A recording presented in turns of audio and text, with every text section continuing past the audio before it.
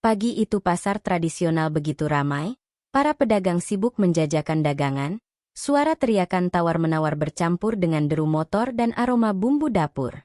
Di tengah keramaian itu, seorang tukang sayur bernama Arman mendorong gerobaknya pelan sambil tersenyum menyapa pembeli. Hidup Arman memang sederhana, hanya tinggal di rumah kontrakan kecil, namun ia dikenal jujur dan pekerja keras. Sehari-hari ia berjualan sayur keliling, kadang di pasar, kadang masuk kampung, meski untungnya tak seberapa namun cukup untuk menghidupi dirinya. Di balik kesederhanaannya, Arman menyimpan rasa pada seorang wanita yang sering membeli sayur kepadanya, seorang polwan cantik bernama Rani.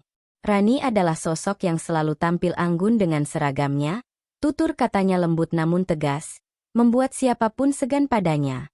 Meski status sosial mereka bagai langit dan bumi, Arman tak bisa membohongi perasaannya. Sejak pertama kali Rani datang membeli cabai, hatinya langsung bergetar. Ia tahu, memendam rasa pada wanita seperti Rani sama saja seperti menatap bintang yang jauh di langit, tak mungkin tergapai. Namun rasa itu tumbuh semakin besar setiap kali Rani menyapanya dengan senyum ramah, seakan memberi harapan meski samar. Hari-hari berjalan, Arman semakin gelisah. Ia berjuang melawan keraguannya, hingga akhirnya ia memberanikan diri untuk melamar Rani. Meski tidak memiliki harta berlebih, Arman menjual motor tua peninggalan ayahnya dan cincin warisan ibunya demi membeli cincin sederhana. Malam sebelum melamar, ia tak bisa tidur. Pikirannya dipenuhi bayangan bagaimana ia akan mengucapkan niat tulusnya. Dengan tangan bergetar ia berdoa, "Ya Allah, jika dia memang jodohku, mudahkanlah. Jika tidak, setidaknya aku sudah berusaha." Pagi berikutnya, saat Rani datang membeli sayur, Arman merasa dadanya berdegup lebih kencang dari biasanya. Ia menahan napas, lalu berkata dengan suara bergetar, "Bu Rani, saya tahu saya bukan siapa-siapa, tapi izinkan saya menyampaikan niat baik. Saya ingin melamar ibu, menikahi ibu." Seketika suasana pasar hening, semua mata tertuju ke arah mereka. Rani terperanjat, wajahnya memerah karena terkejut. Ia tak menyangka lamaran itu disampaikan di tempat umum. Belum sempat ia menjawab, suara tawa dari beberapa pedagang memecah suasana. "Hahaha, tukang sayur melamar polwan? Jangan mimpi, men," ejek seorang penjual ikan. Pedagang lain menimpali, "Mana mungkin Bu Rani mau sama kamu? Lihat dirimu dulu, pantasnya cuma sama tukang cuci, bukan polwan cantik." Suara tawa semakin keras, seakan menjadi cambuk yang menghancurkan hati Arman. Rani berusaha menenangkan situasi, tapi desakan orang-orang membuatnya membuka suara. "Pak Arman, saya menghargai niat baik Bapak, tapi maaf, saya tidak bisa menerima lamaran ini." Kata-kata itu bagaikan petir menyambar telinga Arman. Hatinya remuk, tubuhnya kaku, sementara orang-orang di sekitar kembali tertawa dan bergunjing. Ia menunduk, menutup kotak cincin kecil itu, lalu pergi dengan langkah gontai. Malam itu, Arman duduk sendirian di depan kontrakannya. Air matanya jatuh tanpa bisa ia tahan. "Mungkin mereka benar, aku bukan siapa-siapa. Tapi aku akan buktikan, aku bukan lelaki rendah seperti yang mereka kira. Aku akan berdiri tegak suatu hari nanti," gumamnya dengan suara serak. Dalam hati yang patah, ia menyimpan api tekad yang perlahan menyala. Hari-hari setelah penolakan itu, Arman tidak lagi berjualan dengan gerobaknya di pasar. Ia mulai berpikir lebih jauh.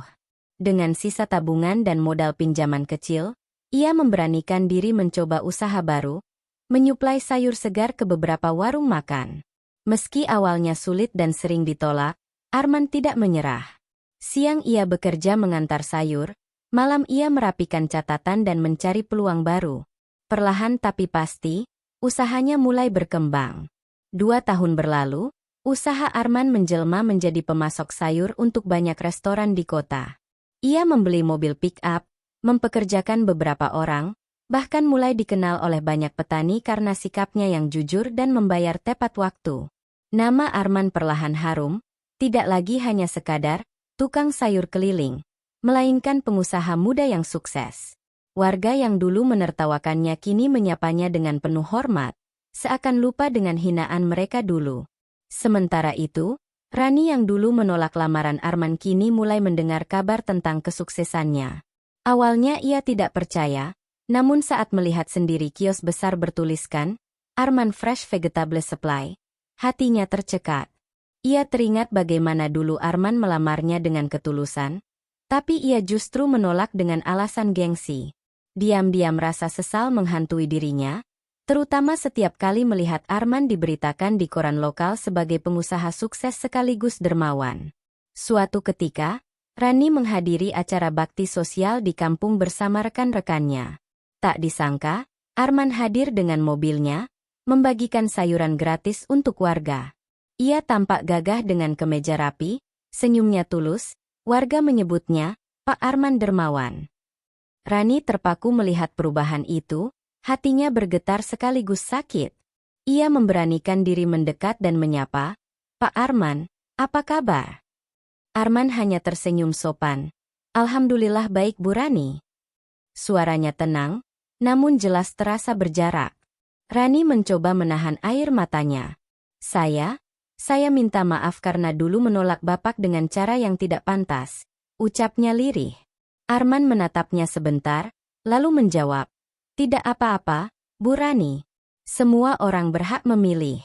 Justru saya berterima kasih, karena dari penolakan itu saya belajar untuk bangkit." Kata-kata itu membuat hati Rani semakin remuk. Tiba-tiba dari arah belakang, seorang wanita sederhana datang sambil menggandeng seorang bocah kecil. Bocah itu langsung berlari memeluk Arman sambil berseru, "Ayah!" Rani terkejut, tubuhnya kaku, matanya tak berkedip.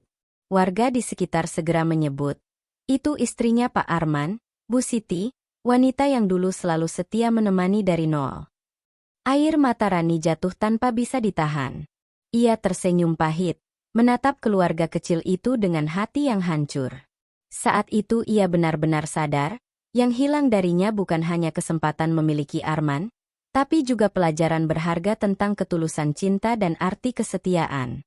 Orang-orang yang dulu menertawakan Arman kini menunduk malu, karena lelaki yang mereka hina kini berdiri lebih tinggi dengan kehormatan. Sejak hari itu, Rani membawa luka dalam diam.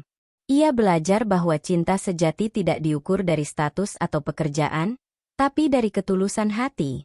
Dan Arman, lelaki sederhana yang dulu ia tolak, kini menjadi bukti nyata bahwa jangan pernah meremehkan orang kecil, karena suatu hari mereka bisa berdiri lebih tinggi dari siapapun.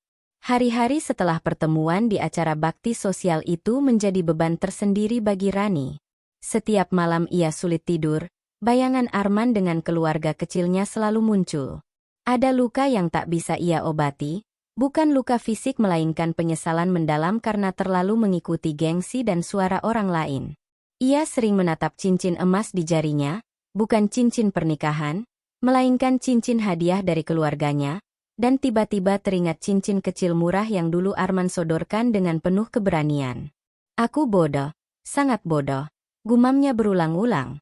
Di kantor, Rani mulai kehilangan semangat. Rekan-rekannya heran, Polwan yang biasanya tegas dan penuh wibawa kini lebih sering termenung. Bahkan dalam sebuah rapat penting, ia sampai ditegur atasannya karena tidak fokus. "Ada apa denganmu, Rani? Kau tak seperti biasanya?" tanya komandannya. Rani hanya menggeleng, tidak berani jujur bahwa hatinya sedang dihantam badai penyesalan. Waktu terus berjalan, kabar tentang Arman semakin sering terdengar. Ia bukan hanya sukses sebagai pengusaha sayur, tetapi juga mendirikan koperasi untuk membantu petani dan pedagang kecil. Banyak media lokal meliput kisahnya, menuliskannya sebagai inspirasi anak bangsa, dari tukang sayur jadi pengusaha dermawan. Foto-fotonya bersama petani dan warga menghiasi koran, televisi, bahkan media sosial. Semua orang yang dulu meremehkan kini membicarakannya dengan penuh kebanggaan. Rani melihat berita itu di televisi. Air matanya jatuh membasahi pipi. Ia teringat bagaimana dulu dirinya menjadi salah satu orang yang menolak dan membiarkan orang lain menertawakan Arman. "Andai waktu bisa diputar, aku pasti takkan melepaskan dia," bisiknya lirih sambil menutup wajah dengan kedua tangannya. Namun kenyataan tak bisa diubah, dan rasa sakit itu harus ia telan sendiri. Beberapa bulan kemudian, nasib mempertemukan mereka lagi di acara resmi pemerintahan. Arman hadir sebagai tamu kehormatan, menerima penghargaan atas kontribusinya pada masyarakat. Ia tampil gagah dengan jas sederhana namun berwibawa, sementara istrinya mendampinginya dengan senyum tulus. Anak kecilnya duduk di pangkuan, membuat suasana penuh kehangatan. Semua orang memberi tepuk tangan meriah, bangga pada sosok Arman yang dulu hanya dianggap remeh. Rani duduk di barisan tamu undangan. Matanya berkaca-kaca melihat pemandangan itu. Ada rasa bangga sekaligus perih yang menyayat. Setelah acara usai, ia mencoba menghampiri Arman. "Selamat, Pak Arman. Saya sungguh bangga dengan pencapaian Bapak," katanya dengan suara bergetar. Arman tersenyum ramah, menyalami Rani tanpa ragu. "Terima kasih, Bu Rani. Hidup ini penuh kejutan. Ya, kadang kita jatuh, kadang kita bangkit. Semua hanya soal waktu dan seberapa kuat kita berjuang," jawabnya. Kata-kata itu menampar hati Rani begitu dalam. Malam harinya, Rani menulis di buku hariannya. Ia menuangkan isi hatinya dengan jujur. "Aku menolak cinta tulus yang datang dengan kesederhanaan, lalu kehilangan saat ia berubah menjadi kejayaan. Kesalahanku adalah menilai seseorang dari gengsi, bukan dari hatinya.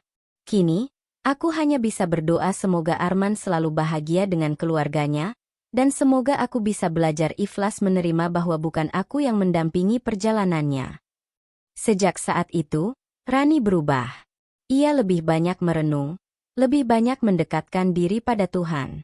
Dalam pekerjaannya sebagai polwan, ia semakin serius membantu masyarakat kecil, seakan menebus kesalahan masa lalunya. Ia sadar, kebahagiaan sejati bukan hanya tentang memiliki seseorang, tetapi juga tentang belajar menerima, menghargai, dan memberi makna bagi orang lain. Cerita tentang Arman dan Rani pun menjadi buah bibir, bukan hanya di pasar, tapi juga di media sosial. Banyak orang yang dulu menertawakan kini menunduk malu. Mereka belajar satu hal penting. Jangan pernah meremehkan seseorang hanya karena pekerjaannya tampak kecil, karena bisa jadi ia sedang disiapkan Tuhan untuk menjadi besar suatu hari nanti. Bagi Arman, penolakan itu adalah titik balik yang mengubah hidupnya. Bagi Rani, penolakan itu adalah luka yang menjadi guru abadi. Dan bagi semua orang yang menyaksikan, kisah ini adalah pengingat bahwa cinta tulus dan harga diri tidak ditentukan oleh jabatan, seragam, atau harta, melainkan oleh keteguhan hati, kerja keras, dan keikhlasan menerima takdir.